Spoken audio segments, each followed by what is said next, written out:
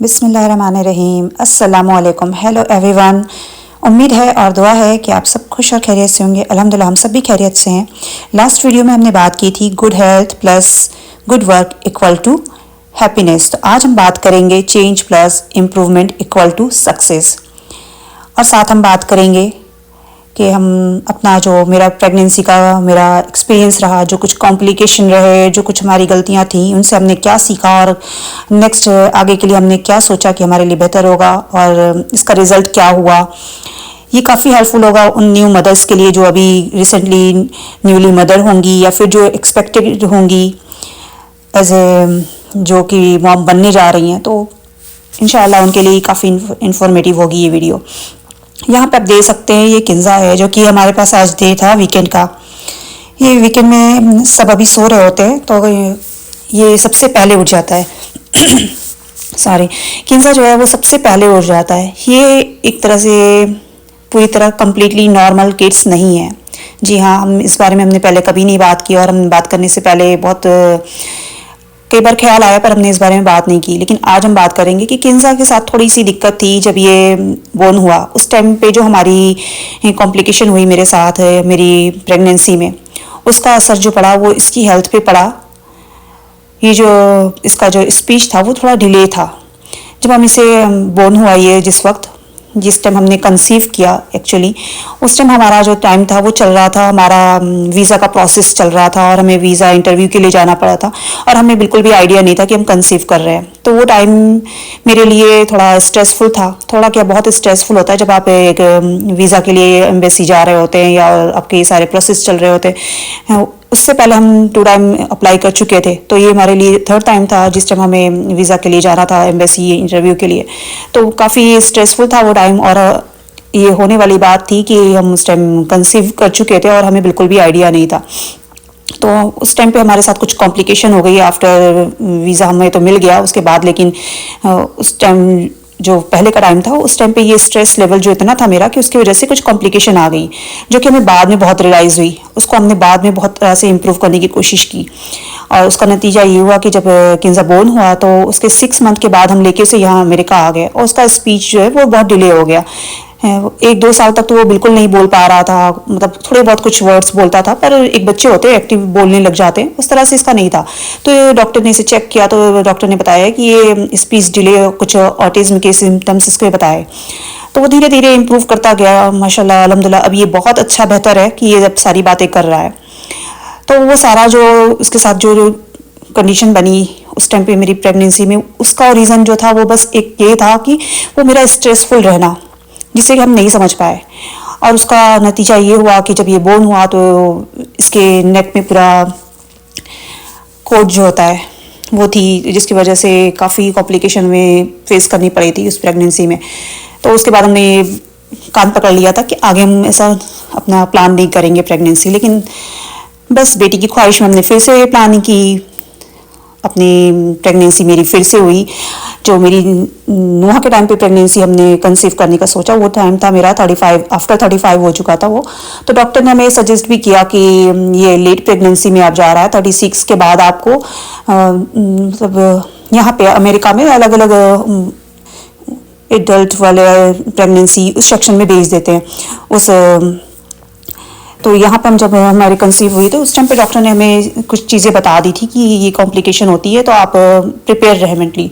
तो जो कॉम्प्लिकेशंस होती हैं वो ये होती है, एक तो हाई ब्लड प्रेशर का रिस्क होता है, डायबिटीज़ होता है और फिर ऐसे में मिसकैरेज का भी बहुत डर होता है, साथ ही प्री मैच्योर बर्थ का भी होता है। और फिर जब ऐसी सारी कंडीशन होती है तो डॉक्टर आपको सीधे सजेस्ट कर देते हैं सी सेक्शन के लिए, मीन्स ऑपरेशन के लिए। तो वो सारे फेज भी फेस करने पड़ते हैं। पर अल्हम्दुलिल्लाह नूहा के टाइम पे हमने अपने आप को बहुत तरह से बहुत मेंटली प्रिपेयर रखा हुआ था। किंजा के टाइम पे जो कुछ फेस हमने किया तो हमने ये समझ लिया था कि हमें आगे इस तरह की गलती नहीं करनी। सबसे बड़ी चीज़ जो थी वो हमने अपने आप को स्ट्रेस फ्री रहना सीख लिया था। किंजा और नूहा के बीच जो था गैपिंग है वो 5 ईयर की है। तो हमने ये समझ लिया था इतने टाइम में अपने आप को, हम इतना मेंटली प्रिपेयर हो चुके थे, ये हम अपने आप को समझ चुके थे कि ये प्रेगनेंसी हमारे लिए कोई प्रॉब्लम ना करे, हमारी हेल्थ के साथ भी और हमारे बच्चे के लिए भी।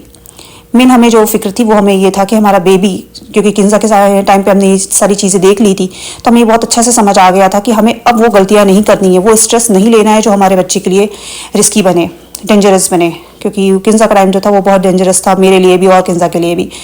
तो अल्हम्दुलिल्लाह हमने इस चीज़ को बहुत अच्छे से समझा और इस नुहा के टाइम की जो हमारी प्रेगनेंसी थी उसको हमने इंजॉय किया। एक्चुअली हमने फर्स्ट जैन के टाइम की भी प्रेगनेंसी को हमने बहुत इंजॉय किया था, बहुत अच्छा अल्हम्दुलिल्लाह था वो वक्त भी। और अभी नुहा के वक्त में भी हमने अपनी प्रेगनेंसी को इंजॉय करने का सोचा, इसको हमने ये समझ लिया कि हमें इसे किस तरह से अपनी लाइफ को इजी करना है। साथ साथ आप वीडियो में देख सकते हैं हमने यहाँ पे चिकन यखनी बनाई है, चिकन का सूप, जो कि कम्प्लीटली एक कंप्लीट सूप रेसिपी है, आप वीडियो में देख सकते हैं। और साथ में उसी यखनी को हमने तैयार कर लिया था, यहाँ पे पुलाव बना रहे हैं, जिसके लिए आप वीडियो में सारी चीज़ें साथ साथ चल रही है और हम अपना भी टॉपिक डिस्कस कर रहे हैं, जो कि मुझे लगता है कि जो गलतियां हमने अपनी लाइफ में की या जो हमारे एक्सपीरियंस है, हो सकता है ये किसी और के लिए हेल्पफुल हो।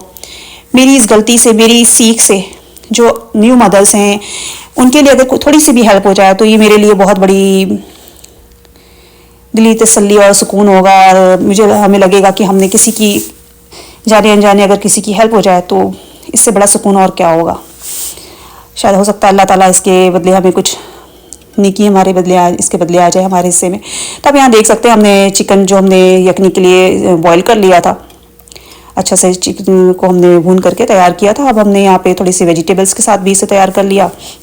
एक तरफ हमारा सूप रेडी हो रहा है, यखनी सूप चिकन का रेडी हो रहा है, जो कि आप अभी बहुत ज़्यादा वायरल फीवर्स और डेंगू और ये सब चल रहे हैं, किसी भी तरह के फीवर्स में आप, या फिर विंटर में तो सूप पीने का ऐसे ही मन होता है, तो आप उसमें भी ये सूप ले सकते हैं। बहुत ही टेस्टी और हेल्दी है, कम से मसालों के साथ, माइल्ड से गरम मसाले, और वैसे ही बहुत फ्लू और ज़ुकाम में बहुत फ़ायदेमंद होता है उसका सूप है। तो ये बहुत ही कमाल का कह सकते हैं या ज़बरदस्त सा कह सकते हैं, एक डिलीशियस सा सूप रेडी हो गया। इसे आप एज इट इज़ भी ले सकते हैं, पर हम यहाँ पे वीकेंड में बना रहे थे क्योंकि हमें जल्दी थी, तो हमने ऐसे ही फ्रोज़न चिकन को निकाल के हमने तैयार किया था, डिफ्रॉस्ट भी नहीं किया था।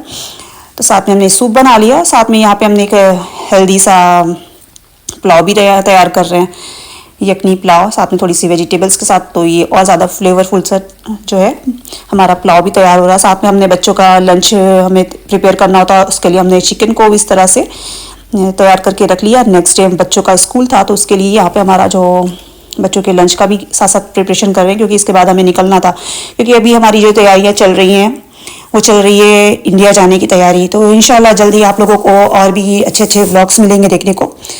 हम बात कर रहे थे कि प्रेगनेंसी में जो कॉम्प्लिकेशन होते हैं उससे हम कैसे अपने आप को स्ट्रेस फ्री करें। एक तो हमने फॉलो की थी अपने आप को, हम 2 प्रेगनेंसी पहले देख चुके थे, तो अब हमें ये बहुत अच्छे से आइडिया हो गया था, हमें अपनी बॉडी प्रेगनेंसी टाइम में क्या मेरी बॉडी में चेंजेस आते हैं वो हमने बहुत अच्छे से ऑब्जर्व कर लिया था।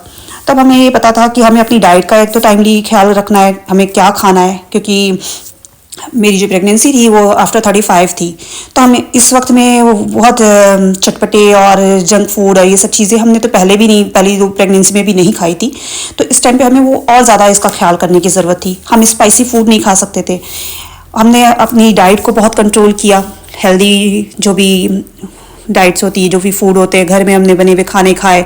यहाँ मैं अमेरिका में मेरी ये प्रेगनेंसी थी नुआ के टाइम में, तो हमने बहुत सारी चीज़ें प्रिपेयर भी की। साथ में हम जो एक चीज़ रोज़ करते थे, हम इलायची का पानी बॉईल करके रख लेते थे, 1 लीटर पानी में 1-2 इलायची डाल के हम बॉईल करके रख लेते थे, उसे ठंडा करके वो पानी पीते थे। इससे हमारी जो वॉमिटिंग की शिकायत हो जाती है प्रेगनेंसी टाइम में, उसमें हमें बहुत हेल्प मिली इससे, तो उससे वो मेरी कंट्रोल रहती थी।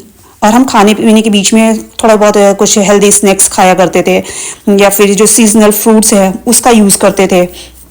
एक चीज़ थी जो हमें स्नैक्स के लिए हम खाया करते थे, वो हम डेट्स लिया करते थे, खजूरें हम अपने पास हमेशा रखते हैं, तो वो हम जब मेरा मन होता था कुछ खाने का तो 1-2 खजूर खा लेते थे। और साथ में जो भी सीजनल वेजिटेबल्स होते थे वो खाते थे। नुआ के टाइम में हमें जो ओकरा यहाँ पे बोलते हैं भिंडी, वो बहुत ज़्यादा पसंद आ गया था, तो वो हम ज़्यादा खाने लग गए थे। और साथ में जो हमारा डिनर टाइम होता था वो हम जल्दी कर लेते थे, हम डिनर जो है वो मगरिब के पहले ही कर लेते थे, क्योंकि हम जितनी लेट में डिनर करने जाते थे वो हमारी तबीयत को और ज़्यादा डिस्टर्ब कर देता था। तो फिर हमारा वो खाना जो हम खाएं और वो फिर थ्रो उल्टी हो जाए, तो अच्छा है कि हम खाने को अपना टाइम पहले हमने कर लिया था, तो हम खाना भी वक्त से पहले खा लेते थे, खास करके डिनर। लंच तो टाइम से होता ही था।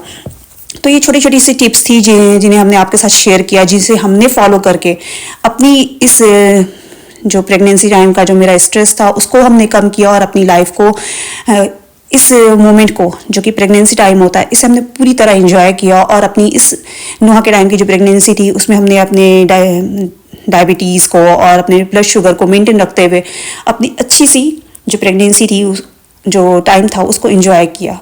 आई होप आप लोगों को मेरी ये छोटी सी जो कोशिश है ये पसंद आए। इंशाल्लाह आगे भी और अच्छे अच्छे से वीडियोस आने वाले हैं। तो थैंक्स फॉर आप लोगों का बहुत बहुत शुक्रिया कि लास्ट वीडियो पे आप लोगों ने बहुत अच्छे अच्छे कमेंट्स किए जिससे मुझे बहुत मोटिवेशन मिलती है। Thanks for watching. अपना रखें बहुत सारा ख्याल, हमें रखें अपनी दुआ में याद, और जो नेकियां हम करते हैं दूसरों का जो ख्याल रखते हैं वही चीज़ अल्लाह ताला हमारे हिस्से में भी देते हैं किसी ना किसी तरह से। तो टेक केयर, अल्लाह हाफिज़।